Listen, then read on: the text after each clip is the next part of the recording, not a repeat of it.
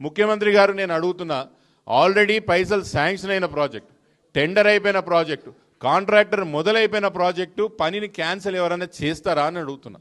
మీరు metro cancel చేయడం వల్ల రాయందర్ నియోజకవర్గానికి ఒక్కటంటే ఒక్క లాభం ఏంది ముఖ్యమంత్రి గారు అని నేను అడుగుతున్నా. ప్రకాష్ గౌడ్ గారు, పార్టీ మారినప్పుడు మీరు బాధ్యతలు కూడా మీరు చెప్పాలి. తప్పించుకొని తిరిగితే అది కాదు కదా. మీరు మా మీద మెట్రో ఆ రోజు మీరే ఉన్నారు. కేసీఆర్ గారు సభ ఎప్పుడైతే మన దగ్గర పోలీస్ అకాడమీ కాడ పెట్టినరో, రామన్న గారు ఎప్పుడైతే వచ్చిండ్రో, ఇదే ప్రకాష్ గౌడ్ గారు కేసీఆర్ గారు పక్కలో కూర్చొని మెట్రోకి ఆ రోజు మనం ఫౌండేషన్ స్టోన్ వేసుకున్నాం. మళ్ళీ ఇప్పుడు ఏ ముఖం పెట్టుకొని ఏం చెప్తాను మా ప్రజలకు అంటున్నారు. ముమ్మాటికి దీని మీద మనం పోరాటం చేయాలి. మెట్రో మనం సాధించుకోవాలి. రాయందర్ నియోజకవర్గ ప్రజల యొక్క హక్కు మనం మెట్రో ముమ్మాటికి మనం సాధించుకుంటాం.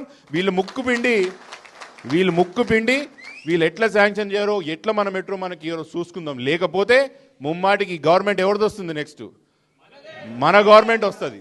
మన గవర్నమెంట్ వచ్చిన నెల రోజుల్లోనే రామన్నను పట్టుకొచ్చి మళ్ళీ కొబ్బరికాయ కొట్టించి మన మెట్రో మనం మొదలు పెట్టుకుందామని చెప్తా.